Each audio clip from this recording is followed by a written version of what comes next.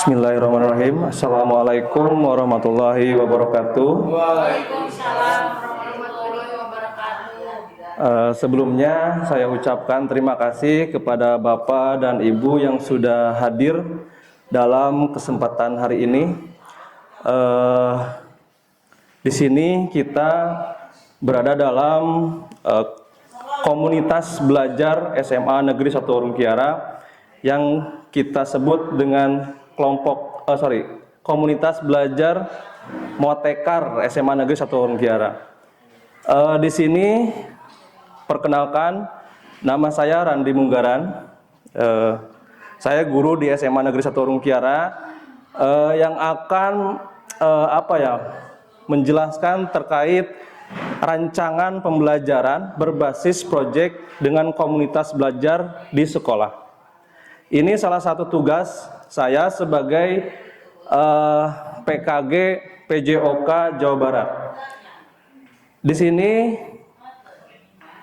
langsung saja Bapak Ibu, RAT di sini rancangan pembelajaran berbasis proyek dengan komunitas belajar sekolah, disingkat dengan KBS.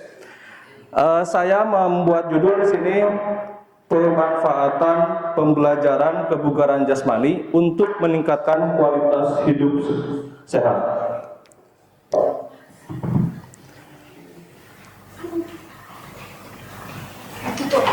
Ya, Bu.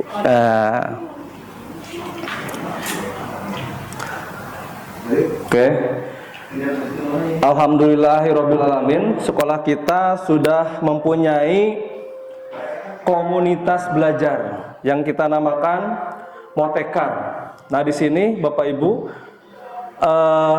komunitas kita ini sudah termasuk ke berkelanjutan, yang dimana tahapnya itu ada inisiasi, merancang, yang kedua implementasi, dan yang ketiga berkelanjutan. Dan alhamdulillah komunitas kita sudah termasuk ke berkelanjutan.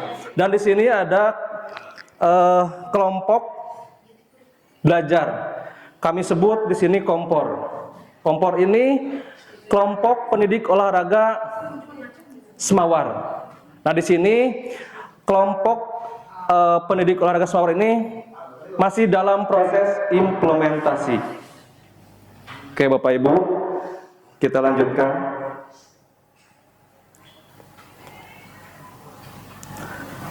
Apa saja komponen rancangan yang akan dipresentasikan hari ini?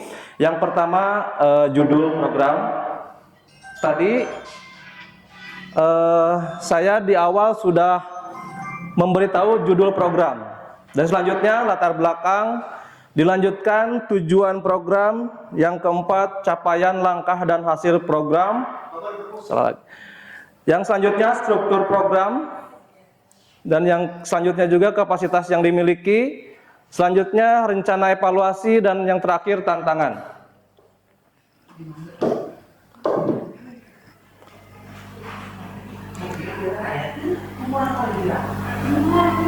Nah, Bapak dan Ibu, judul program yang saya buat tadi sudah diulas di depan, pemanfaatan pembelajaran kebugaran jasmani untuk meningkatkan kualitas hidup sehat. Latar belakang, kenapa saya buat judul seperti ini di SMA Negeri 1 Warung Kiara? Karena peserta didik SMA Negeri 1 Warung Kiara banyak mengalami derajat kebugaran rendah. Data tersebut didapat saat pengecekan denyut nadi sebelum aktivitas yang dilakukan dalam pembelajaran PJOK. Sehingga perlu pengetahuan terkait cara meningkatkan derajat kebugaran bagi peserta didik. Bapak dan Ibu, saya selalu menekankan kepada anak bahwa PJOK itu tidak akan membuat kita atau peserta didik sehat. Tapi PJOK itu akan memberikan bagaimana cara hidup sehat, gitu. Dan di sini dari latar belakang ini ada suara peserta didik. Peserta didik dapat membuat program latihan sendiri. Ini suara dari peserta didik. Yang selanjutnya pilihan peserta didik. Peserta didik dapat memilih aspek kebugaran dan jenis latihan yang akan dilakukan. Kebetulan dalam kebugaran ini ada beberapa aspek yang akan dilatih nanti sama anak, dan anak bisa memilih aspek mana yang akan ditingkatkan atau akan dilatih. Selanjutnya, kepemilikan peserta didik. Peserta didik dapat mengetahui hasil tes individunya. Setelah program ini dilaksanakan, kepemilikan peserta didik adalah memiliki hasil tes individu. Oke, kita lanjutkan. Tujuan program. Tujuan program ini adalah yang pertama, peserta didik dapat mengetahui derajat kebugaran sendiri melalui penghitungan denyut nadi. Yang kedua, peserta didik mampu membuat program latihan untuk meningkatkan aspek kebugaran. Yang ketiga, peserta didik dapat menentukan intensitas latihan untuk menerapkan hidup sehat. Nah, di sini Bapak Ibu, tujuan program saya, peserta didik yang pertama, mengetahui derajat kebugaran.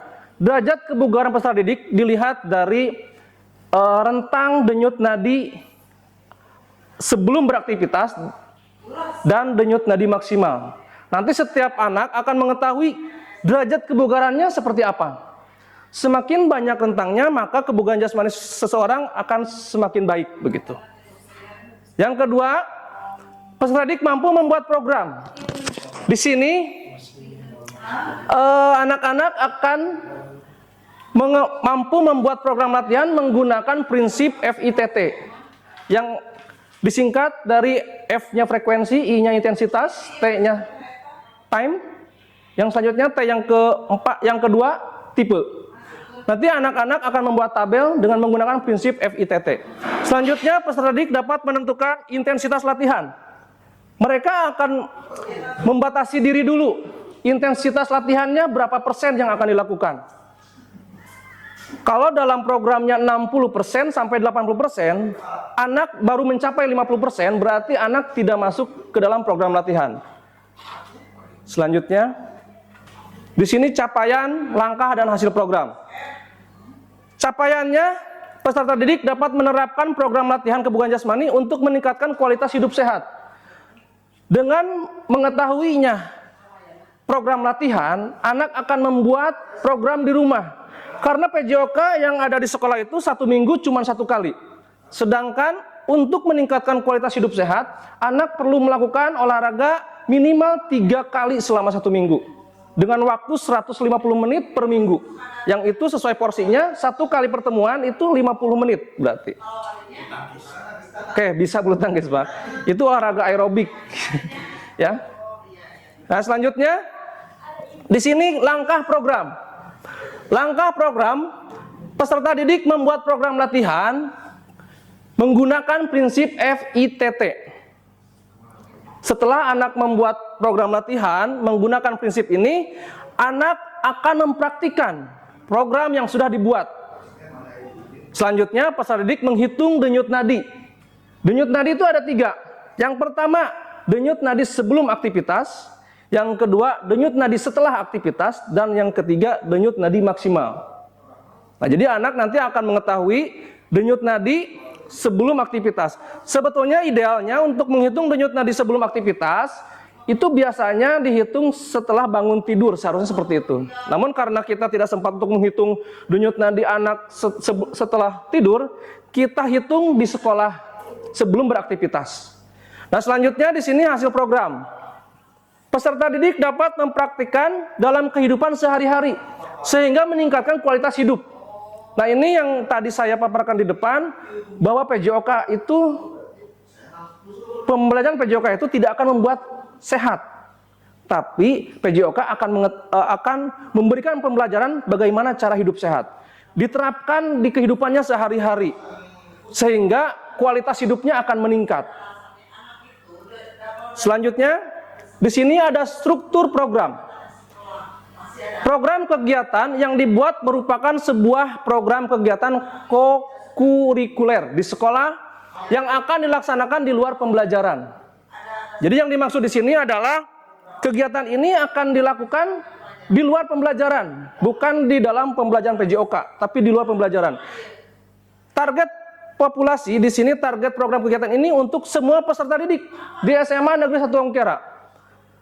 Selanjutnya, waktu pelaksanaannya program kegiatan ini dilaksanakan pada jam istirahat atau jam yang sudah disepakati oleh guru. Dan selanjutnya, guru mapel yang terlibat di sini ada 3 guru. Yang pertama, guru PJOK itu sendiri. Yang kedua, guru matematika. Dan yang ketiga, guru biologi. Karena dengan pembelajaran berbasis proyek ini akan melibatkan beberapa mapel di sekolah untuk melancarkan kegiatan ini, maka saya berkolaborasi dengan guru matematika karena nanti anak-anak akan menghitung intensitas, yang dimana anak nanti akan diberitahu bagaimana cara mengetahui intensitas latihan itu seperti apa, karena di sana ada hitungan.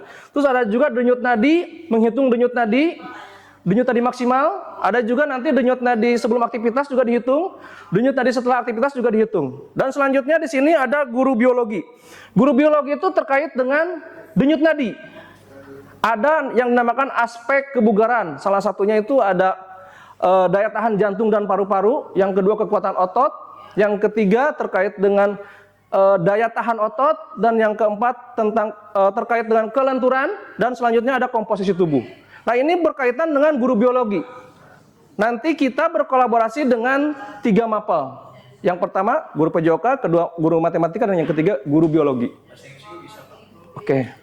1, 2, 3, 4. Ya, bisa. Untuk guru mapel yang terlibat, kita bisa tambahkan, karena ini hanya rancangan, Pak.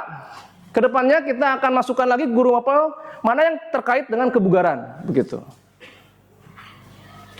Di selanjutnya, kapasitas yang dimiliki. Kapasitas yang dimiliki sekolah kita SMA Negeri 1 Warung Kiara di sini memiliki guru PJOK 5, Bapak Ibu. Di sini kita memiliki aset yang besar.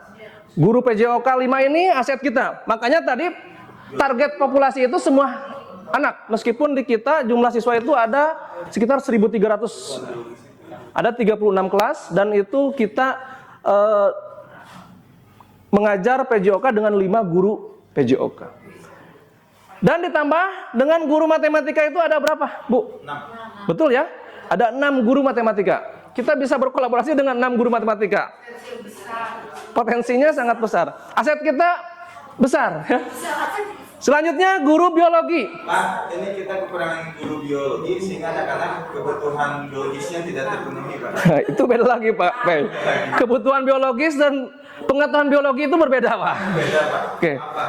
Selanjutnya, untuk guru biologi di sini kita ada 2. Betul ya, Bapak dan Ibu? Ada 2. Karena di sini anak-anak untuk kelas 11 dan 12 itu ada menu pembelajaran, jadi tidak semua kelas ada pembelajaran biologi. Betul ya, Bapak Ibu ya? Oke, selanjutnya di sini kita memiliki aset sarana prasarana yang baik. Lapang serbaguna. Di sini ada lapang futsal, yang lapang futsal itu sama dengan lapang basket itu menyatu gitu. Ya, satu lapang. Dan ada lagi lapang voli, itu terpisah. Lapang voli itu terpisah. Lapang voli di sana sudah termasuk lapang bulu tangkis dan takraw. Jadi di sini kita memiliki sarana prasarana lapangan serbaguna. Selanjutnya, lingkungan warga sekolah yang mendukung. Aset yang lain di sini ada lingkungan dan warga sekolah yang mendukung. Kami di sini memiliki lingkungan yang baik. Suasananya juga baik, udaranya juga segar, dan pohon-pohon banyak. Untuk olahraga, pada saat kita melakukan aktivitas fisik, kita bisa berteduh di bawah pohon, seperti itu. Idaman, Pak. Idah dan nyaman. Terima kasih, Pak. Dan untuk warga, di sini kebetulan warga sekolah itu termasuk banyak, sekitar kurang lebih 80. Betul ya, Bapak Ibu ya? Kurang lebih 80. Nah, ini saya masukkan kepada kapasitas yang dimiliki. Ini aset sangat besar di sekolah kita. Selanjutnya, rencana evaluasi. Untuk rencana evaluasi ada 3 tahap. Yang pertama, evaluasi dengan peserta didik. Kita nanti akan melakukannya dengan survei. Selanjutnya, evaluasi dengan guru mapel yang terlibat. Itu akan kita laksanakan dengan wawancara. Selanjutnya, ada evaluasi dengan warga sekolah. Itu juga sama dengan peserta didik menggunakan survei, Bapak dan Ibu. Selanjutnya, tantangan dan rencana solusi. Yang pertama, tantangan apa yang akan kita hadapi nanti? Yang pertama di sini populasi peserta didik itu yang banyak. Dengan aset yang kita miliki, ada 5 guru mata pelajaran PJOK, insya Allah semua siswa itu akan mendapatkan tes yang sama nanti terkait dengan kebugaran, dan dibantu oleh nanti guru matematika, 6 guru matematika dan 2 guru biologi. Selanjutnya di sini rencana solusi, kita membagi tugas dengan guru mapel yang terlibat. Tadi udah saya bilang guru PJOK, matematika dan biologi. Ini akan kita buat tugas biar 1.300 peserta didik di SMA Negeri 1 Rungkiara mendapatkan tes kebugaran jasmani bisa terberikan ke semuanya. Tantangan yang kedua, di sini pembagian tugas dengan, mohon banyak yang tifo ya, dengan guru mapel. Rencana solusinya membagi tugas dengan menyesuaikan tugas pokok dan fungsinya masing-masing. Selanjutnya, nomor 3, tantangan informasi kepada warga sekolah. Mungkin dengan keterbatasannya kita nanti tidak semua warga tidak terinformasikan nanti. Misalkan ini ada apa, ada acara apa, kok banyak siswa yang lagi ada tes begitu. Nah ini rencana solusinya memberikan informasi dengan sangat jelas. Apakah itu melalui grup WA, SMA, ataupun misalkan melalui media yang lainnya. Selanjutnya di sini yang terakhir. Oke, terima kasih Bapak dan Ibu. Ini rancangan pembelajaran berbasis proyek yang dimana pembelajaran berbasis proyek ini dilakukan dengan berkolaborasi dengan beberapa mapel. Tujuannya adalah untuk memudahkan anak dalam tugas-tugas yang diberikan oleh guru. Jadi nanti guru PJOK mendapatkan nilai, guru matematika juga mendapatkan nilai, dan guru biologi juga mendapatkan nilai. Jadi dengan 1 kali program ada 3 guru mapel yang berkolaborasi. Mungkin itu saja yang bisa saya sampaikan Bapak dan Ibu. Untuk sisa waktu, apakah ada pertanyaan atau mau yang kita diskusikan atau apa yang kita bahas terkait dengan program yang saya buat? Ya Ibu. Guru matematika, Ibu Tiara. Tanya. Ya, Bu. Kalau untuk waktunya kapan, Pak? Oke, untuk waktu itu dimulai dari sekarang bulan Agustus ya Bu ya? Kita bisa mulai di bulan September Ibu. Ya. Untuk programnya itu jangka panjang berarti ya? Ya, tidak 1 kali karena kan siswa kita banyak, jadi tidak 1 hari gitu, beberapa hari ke depannya kayak gitu. Dibagi jadwal? Ya, dibagi jadwal. Ya, cukup Bu. Ada yang lain? Oke, Pak. Terima kasih Bapak dan Ibu Badan, penjelasannya sangat jelas sekali. Kemudian saya mau bertanya, ketika implementasi program kebugaran ini, tahapannya apakah pertama masuk dalam kegiatan pembelajaran begitu ya, atau waktunya khusus terpisah, atau masuk kepada program misalkan dikaitkan dengan P5 atau bagaimana? Mohon penjelasannya. Ya, terima kasih Pak Nenang. Saya coba untuk menjawab. Yang pertama, program ini saya berencana melakukannya di luar pembelajaran. Dan untuk data-data awal ataupun yang disebut dengan asesmen awal, ini kita dapatkan di pembelajaran PJOK. Jadi kita tahu bahwa derajat kebugaran siswa itu kita lihat dari pembelajaran PJOK. Setelah kita mendapatkan data bahwa derajat kebugaran siswa itu rendah, maka kita buat program ini. Nah gitu. Dan program ini kita lakukan di luar pembelajaran. Ya, makanya tadi di awal saya sudah menjelaskan program ini dilakukan pada kurikuler, begitu. Jadi di luar pembelajaran. Tapi dalam masa pembelajaran, dan ini bisa dilakukan pada saat misalkan waktu istirahat, atau misalkan ada di waktu di mana anak itu tidak ada pembelajaran, begitu Bapak. Karena ini berkaitan dengan nanti guru yang bersangkutan yang akan menilai, begitu. Mungkin itu yang bisa saya sampaikan, Pak. Oke. Lagi. Oke, sebentar Bu. Ini dulu. Oke. Bangga, Bu. Yuk. Terima kasih Pak. Iya. Mau bertanya, tadi kan katanya setiap orang tingkat kebugarannya tidak akan sama. Iya, betul Bu. Nah, nanti penilaiannya mau seperti apa? Iya. Terus di program itu rencana yang buat kebugaran yang FITT, betul. FITT-nya itu disamakan atau Iya. ada standarisasi tertentu? Oke. Untuk pengetahuan terkait kebugaran, saya dan rekan-rekan guru PJOK sudah memberitahukan semuanya Ibu, bahwa kebugaran jasmani itu terbagi jadi dua. Yang pertama kebugaran jasmani terkait kesehatan, dan yang kedua kebugaran jasmani terkait keterampilan. Dan kami fokus sekarang dalam kebugaran jasmani terkait kesehatan. Nah, di kesehatan ini ada 5 Bu, 5 aspek. Yang pertama tadi daya tahan jantung dan paru-paru, yang kedua kekuatan otot, yang ketiga daya tahan otot, dan yang keempat kelenturan, yang kelima komposisi tubuh. Nah, karena tadi ada suara anak dapat memilih, ada juga pilihan peserta didik. Jadi anak bisa memilih, Pak, saya pengen meningkatkan daya tahan jantung dan paru-paru. Nah, jadi anak diperbolehkan 1 aspek, 2 aspek, atau 3 aspek, ataupun semua aspek. Nah, nanti mereka memilih, Pak, saya pengen berlatih kekuatan otot, Pak. Oke, kita ambil kekuatan ototnya. Nanti kita masukkan ke prinsip FITT, yang dimana frekuensi latihannya berapa kali seminggu, intensitasnya berapa persen, terus waktunya berapa menit, dan tipe latihannya seperti apa. Nanti anak-anak tahu bagaimana cara meningkatkan kekuatan otot, Bu. Nanti latihannya seperti apa. Gitu. Siap. Oke, Bapak dan Ibu, terima kasih atas perhatiannya. Alhamdulillahirabbil alamin.